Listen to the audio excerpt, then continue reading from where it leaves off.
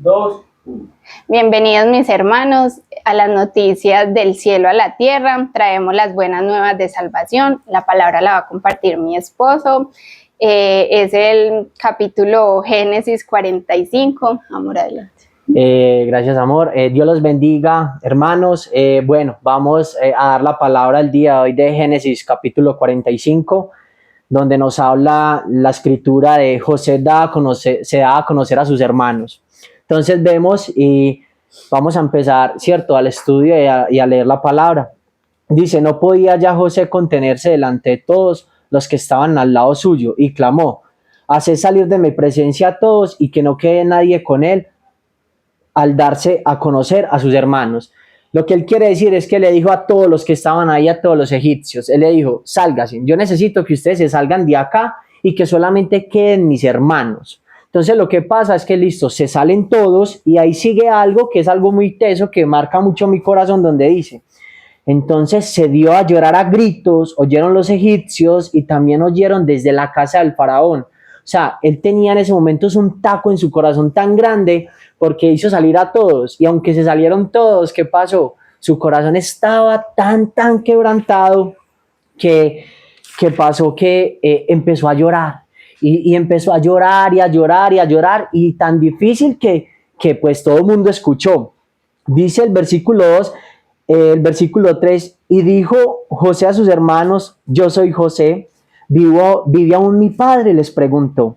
Y sus hermanos no pudieron responderle porque estaban turbados delante de él. Cuando habla la palabra de turbados, ellos quedaron mudos, quedaron como que, ¿qué es lo que está pasando? No José, o sea, ellos no lo podían creer, sus corazones, porque inmediatamente, ¿qué vino a sus corazones? Lo malo que hicimos, lo malo que nosotros pudimos hacerle a nuestro hermano. Y dice la palabra: entonces dijo José a sus hermanos: acercaos ahora a mí. Y ellos se acercaron y él le dijo: yo soy José, vuestro hermano, el que vendisteis para Egipto. ¿Cómo les pudo haber dolido a ellos, amor, que él dijera nada más esa pequeña palabra? Sí. Yo soy su hermano, el que ustedes amaron, el que ustedes valoraron, pero no le dijo eso. Le dijo: impresionante. Qué impresionante. Le dijo: el que ustedes vendisteis, el que ustedes no amaron, el que ustedes no cuidaron. Y dice la palabra en el 5, ahora pues, normalmente uno diría, uno oraría con rabia, pues porque somos humanos y aunque nosotros amamos a Dios, muchas veces tenemos esos impulsos, pero Él nos muestra como el verdadero actuar de un hombre que ama a Dios. Y dice la palabra: no entristezcáis, no se pongan tristes, ni os pese haberme vendido acá, porque para preservación de vida me envió Dios delante de vosotros. Él les dice: no se pongan tristes, no se pongan cabizbajos, porque no fueron ustedes, fue el propósito de Dios en mi vida que ustedes me hayan vendido para que yo... Hay una palabra clave que dice preservación de vida. Si Dios no hubiera intervenido a través de la vida de José, Dios no hubiera podido salvar con la economía y con la comida a los que estaban pasando necesidades, que eran sus padres y sus hermanos fuera del país.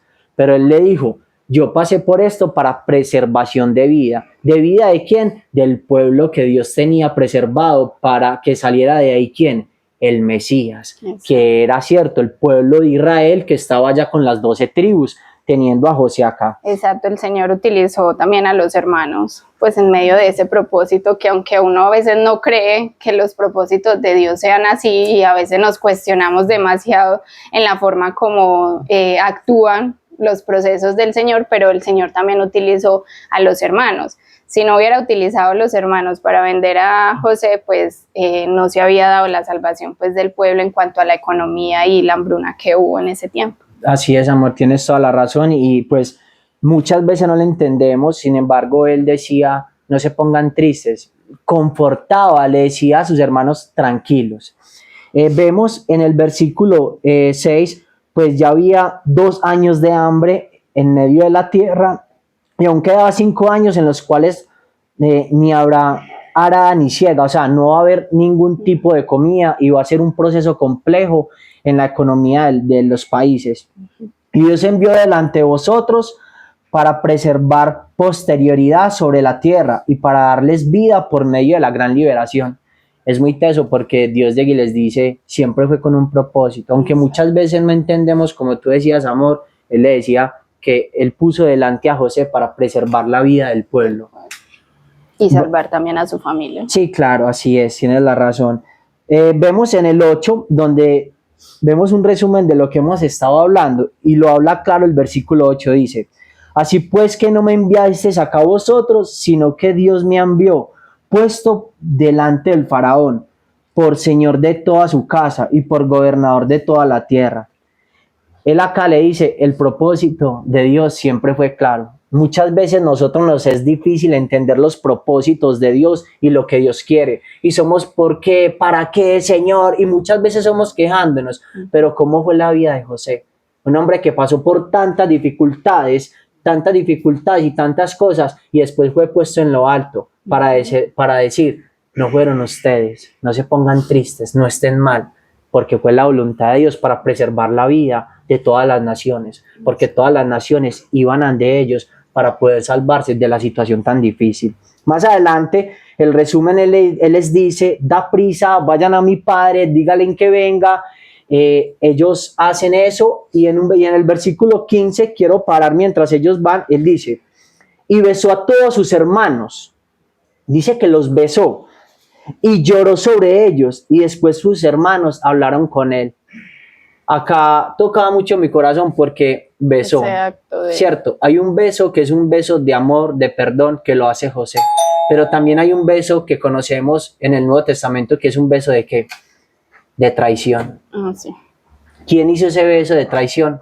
Judas. Sí. Vemos que Judas nos enseña un beso de traición, un beso de entregar al Salvador, pero José nos enseña un beso de amor, de perdón y de misericordia ante sus hermanos que le hicieron mal. Exacto. Entonces vemos ahí en ese versículo 15 dos clases de beso, uno de amor y otro de traición. Para terminar, él le dice, vayan, traigan a mi padre porque van a estar en una tierra de bendición, que es la tierra Gosén, que es como también nuestros grupos también se han hecho a conocer, gracias a Dios, como los grupos Gosén. Y para finalizar, en la narración del texto, el 28 dice, entonces dijo Israel, ¿cierto? Jacob, Israel, José, mi hijo vive todavía, iré y le veré antes que yo muera. Uno de los deseos más grandes de él era poder ver a su hijo, un hijo que le dolió tanto, ese hijo de la túnica de colores, ese hijo que le dolió tanto. Él dice, yo voy a ir y yo lo voy a ver y yo voy a morir tranquilo. Pero vemos que es un hijo que honró a su padre, como dice Proverbios. Hay hijos que alegran el corazón del padre, pero hay otros hijos que entristecen el corazón de un padre. Y este hijo es un buen hijo que alegra el corazón del padre. Amén, así es. Y amor, para finalizar, un resumen de este capítulo vemos el perdón, ¿cierto? El perdón en todo momento, que es difícil para nosotros como seres humanos practicar el perdón, y aún más con nuestras familias. Es verdad. La soberanía de Dios, que aún así los hermanos hayan fallado y hayan actuado bajo impulsos, ¿cierto? La soberanía de Dios que cuidó de ellos en esos momentos tan difíciles de que ya no tenían economía, ¿cierto? La economía estaba tan inestable. La provisión del Señor, ¿cierto? Amén, así es, y lo fundamental, ¿cierto? La familia, esa reconciliación, porque también qué desespero para ese papá sin saber de su hijo, o bueno, ya lo creía muerto, ¿cierto? Y no pudo haberse despedido, bueno, ¿cierto? Y esa reconciliación es fundamental, y qué bueno invitar pues como a todas las personas que están viendo el video de que perdonemos a la familia, de que estemos en unión, ¿cierto? Con la familia, de que pasemos esas ofensas por alto, rápido, no nos demoremos para perdonar, ¿cierto? Amén, porque el Señor no nos manda que nos demoremos días, sino que debe de ser rápido, ¿cierto? Amén, así y pasar por alto todas esas ofensas. Y lo más importante, confiar en los procesos. Sabemos que los procesos son difíciles y los queremos pasar rápidamente, pero no es el propósito de Dios. Y entonces aquellos que están pasando por dificultades, por esos procesos tan difíciles, no desistan y continúen confiando en el Señor. Confíen en el Señor, que más adelante van a entender el por qué de esas circunstancias, ¿cierto? Y no se cuestionen y no cuestionen más al Señor, sino que deje que transcurra y depositen las cargas, como dice la palabra, en el Señor. Amén, Entonces, amor, amor, así es. vamos a orar Vamos para a orar. terminar. Claro que sí. Bueno, es una conclusión muy, muy hermosa, amor. Gracias, de verdad, porque aún edifica mucho mi corazón, toca mucho mi corazón a que el Señor tiene el control de las cargas, de las tribulaciones. Y su palabra dice que Él se perfecciona en la debilidad. Confiemos en el Señor y sabemos que Dios nos va a sacar victoriosos en medio de las pruebas y de las dificultades. Amén. Vamos a orar y recuerden que ustedes Dios los ama demasiado. Amén. Señor, te damos gracias, maravilloso Padre Celestial. Gracias, Dios, por la oportunidad de estar al lado de mi esposa, Señor. Estamos acá, Señor, trayendo tu palabra, Señor, del cielo a la tierra, Señor. Sabemos que esto no es por nuestras obras o por nuestra forma de ser, no, es por tu gracia, es por tu amor que estamos acá compartiendo tu palabra. Yo te agradezco por cada uno de los que están acá, Señor, aún detrás de cámaras, dándola toda, Señor, para el servicio de la comunidad, de la iglesia, la juventud. Señor, les amamos y te damos gracias, maravilloso Padre, por tu palabra, porque tu palabra lo es todo, Señor, que penetra en lo profundo del corazón. Bendice, Señor, este proyecto, bendice esta palabra que nos has regalado y bendice, Señor, todo lo que se hace con amor y con bendición. Gracias, Padre, y yo sé que tú tienes el control absoluto de lo que están viviendo tu pueblo y tu iglesia, Dios. En el nombre de Jesús, el Mesías, el Dios de nuestro corazón y el Salvador, oramos a ti, Padre Celestial. Amén. Dios los bendiga. Dios los bendiga.